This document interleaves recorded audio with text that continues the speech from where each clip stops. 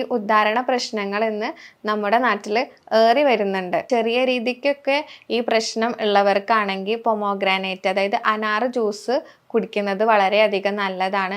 ഇനി ഏതെല്ലാം എക്സസൈസുകൾ അല്ലെങ്കിൽ യോഗ ഏതെല്ലാം നമുക്കിതിൽ ഇൻക്ലൂഡ് ചെയ്യാമെന്ന് നോക്കാം.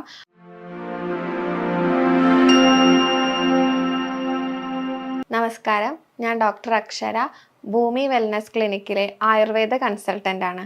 ഇന്ന് നമ്മൾ ഡിസ്കസ് ചെയ്യാൻ പോകുന്നത് ഇറക്റ്റൈൽ ഡിസ്ഫങ്ഷൻ അഥവാ ഉദ്ധാരണക്കുറവ് എന്ന അസുഖത്തെ പറ്റിയിട്ടാണ്.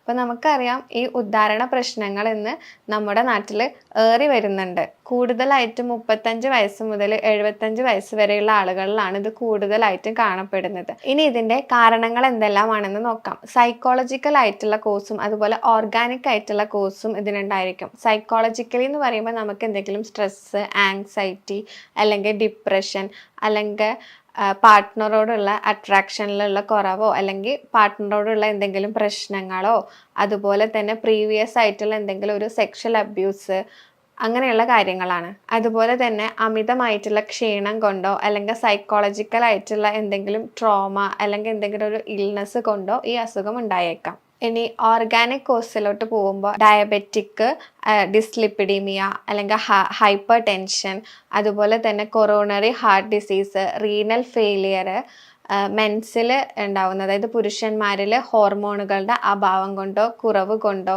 അതുപോലെ തന്നെ ഓൾഡ് ഏജ് പ്രായം കൂടുന്നത് കൊണ്ടും പെനിസിലോട്ടുള്ള ആർട്ടറീസിന് നാരോയിങ് കാരണം ബ്ലഡ് സർക്കുലേഷൻ കറക്റ്റ് എത്താതെ പോവുക, ഈ വക കാരണങ്ങൾ കൊണ്ടും ഈ ഇറക്റ്റൈൽ ഡിസ്ഫങ്ഷൻ കാണപ്പെടുന്നു. ന്യൂറോളജിക്കൽ ആയിട്ടുള്ള കാരണങ്ങൾ നോക്കുകയാണെങ്കിൽ സ്ട്രോക്ക്, സ്പൈനൽ കോഡിൽ വരുന്ന ഇഞ്ചുറീസ്, അതുപോലെ തന്നെ ഡയബറ്റിക് ന്യൂറോപ്പതി, പെൽവിക് ഫ്ലോറിൽ വരുന്ന ഇഞ്ചുറീസ്, ഇതെല്ലാം ഇറക്റ്റൈൽ ഡിസ്ഫങ്ഷൻ്റെ കാരണങ്ങളാകുന്നു.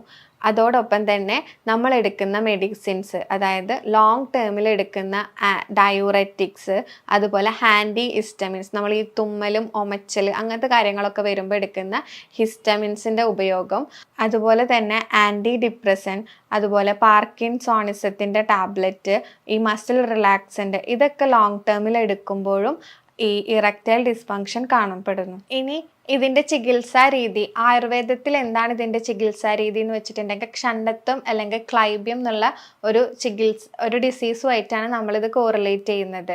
ഇതിൽ നമുക്ക് ആഫ്രോഡേസിയാക്ക് അല്ലെങ്കിൽ വാചീകരണ ചികിത്സയാണ് നമ്മൾ കൊടുക്കുക. ഇനി ഇതിൽ യൂസ് ചെയ്യുന്ന മരുന്നുകൾ അശ്വഗന്ധ, നായ്ക്കുറണ അല്ലെങ്കിൽ ശതാവരി പോലുള്ള ഡ്രഗ്സ് യൂസ് ചെയ്തിട്ടാണ് നമ്മളിതിനെ ട്രീറ്റ് ചെയ്യുന്നത്.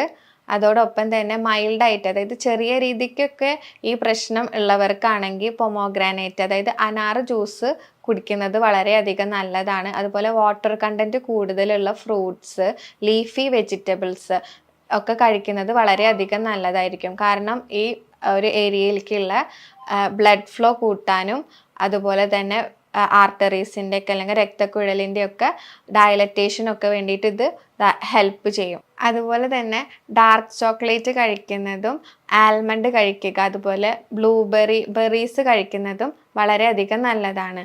ഇനി ഏതെല്ലാം എക്സസൈസുകൾ അല്ലെങ്കിൽ യോഗ ഏതെല്ലാം നമുക്കിതിൽ ഇൻക്ലൂഡ് ചെയ്യാമെന്ന് നോക്കാം. ത്രികോണാസനം, പശ്ചിമ ഉത്താനാസനം, ഭദ്രാസനം പോലെയുള്ള യോഗ പോസ്റ്ററുകൾ ഇതിൽ നമുക്ക് യൂസ് ചെയ്യാം. അതോടൊപ്പം തന്നെ മെഡിറ്റേഷൻസ്, നമുക്കറിയാം ഇതിൻ്റെ കോഴ്സ് എന്ന് വെച്ചിട്ടുണ്ടെങ്കിൽ ഒരു സൈക്കോളജിക്കൽ കോഴ്സ് ഇതിൽ കൂടുതലായിട്ട് കണ്ടുവരുന്നുണ്ട്.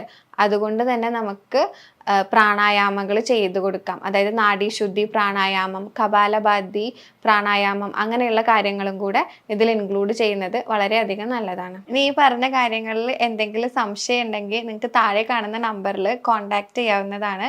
അടുത്തൊരു വീഡിയോ ആയിട്ട് വീണ്ടും കാണാം. Thank you.